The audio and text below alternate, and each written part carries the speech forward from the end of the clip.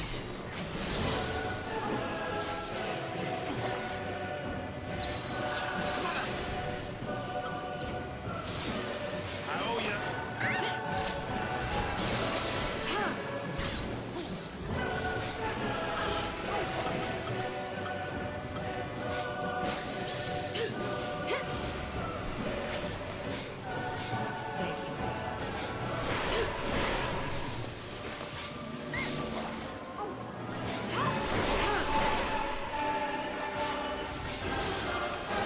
Yo guys, Colin Moriarty with even more Final Fantasy XIII boss battle tips.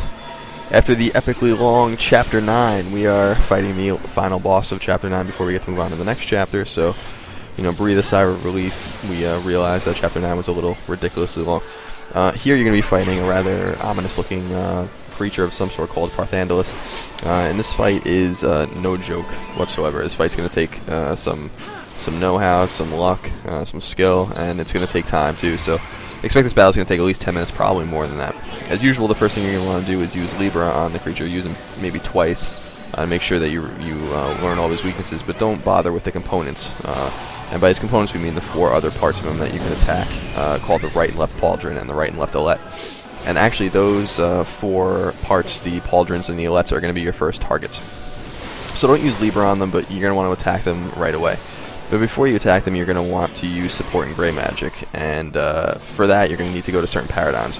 For this battle we use Relentless Assault, Hero's Charge, and Convalescence as our 3 paradigms, and it's Hero's Charge that you're going to want to go into, and probably use for the most part, because that's going to allow your synergists to cast gray magic and support magic, and you'll have a medic to heal your party, and then a character that can attack and start to slowly build Barthandelus's stagger meter up.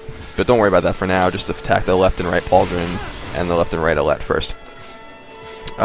Nothing is going to stick on the creature as far as gray magic that you use, but the gray magic that you use on your own party is going to be really important, and obviously what magic is available for you is going to depend on what characters you have in your party. For us, we had Bravery, Vigilance, Haste, and Faith, and those all actually went a really long way for us. But you may be able to cast Shell or Protect or whatever else depending on who's in your party and what those characters happen to know at the time. As far as the left and right pauldron and the left and right alette, you're going to find that each of them basically has their own attack structure. So one is going to use water, one is going to use thunder, one is going to use blizzard, and one is going to use fire. And they'll use them over and over and over again. As you kill 1 or 2 or 3 of the pauldrons or alettes or whatever, you're going to find that these actually go into, you know, Wartara, Thundara, Blizzara, and Fyra, and then actually Warturga, Thundaga, Blizzaga, and Fyraga. Because they get, I guess, angrier and angrier, and the attacks they use are stronger and stronger. So while you kill them and you're going to make your life, you know, easier and easier, in fact, their attacks are going to become harder and harder. But you're still going to need to take these guys out before you go after Barthandelus himself. Meanwhile, Barthandelus will use attacks like Mystic Aura, Enchanted Veil, and Magic Amplification. And these are basically, for the most part, gray magic attacks. Mystic Aura will do damage to you, but Enchanted Veil is support magic that Barthandelus uses on his components, and Magic Amplification is the same way. It makes the magic stronger and stronger. So you're going to want to be on the lookout for those. But of course, with the components dead, Barthandelus actually steps his game up and gets much more difficult and starts using a whole new series of attacks that you're going to want to keep in mind and be ready to attack, or combat rather.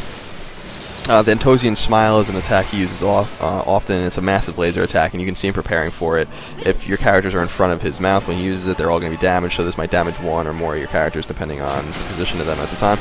And then he uses 2 other attacks, Baptism and Rune and Runga, that are basically the same.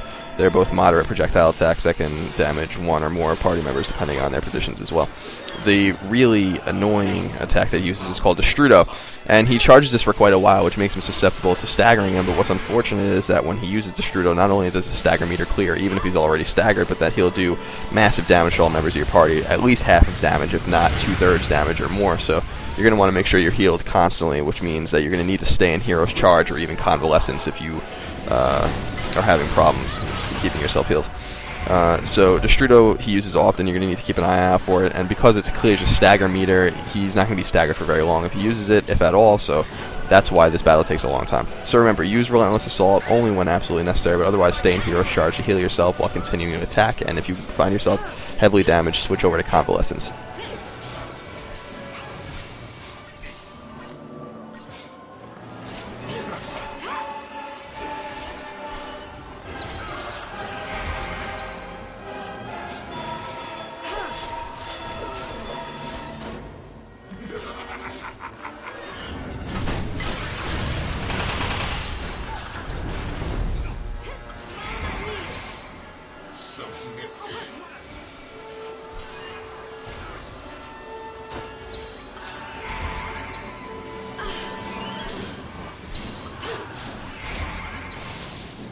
Thanks.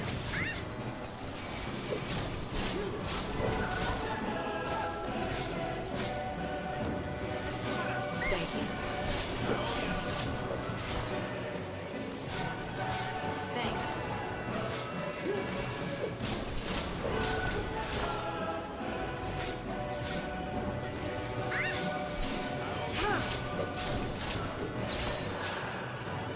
You will taste agony.